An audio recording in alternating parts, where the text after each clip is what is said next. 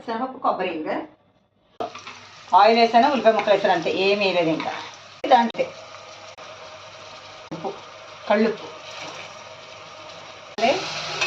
Golden brown కావాలి, బాగుంటుంది పంటకి ఎదపడి. అల్లం వెల్లుల్లి, కారం, మసాలా పొడి, ఉడికించిన పచ్చిశనగపప్పు, నీళ్ళు పోసాను. కలుపుకున్నాక కొబ్బరి పేస్ట్ వేసుకోవాలి. కొబ్బరి పేస్ట్ వేసుకోవాలి. కొబ్బరి పేస్ట్ వేసుకున్నాక కొంచెం ఉడకాలి, దగ్గరికి అవ్వాలి. అయిపోయింది. ఇలా పచ్చగా దించుకుంటే పప్పు కాసేపటికి పీల్ చేసుకుంటుంది, ఈ రసం అంతా కూడా.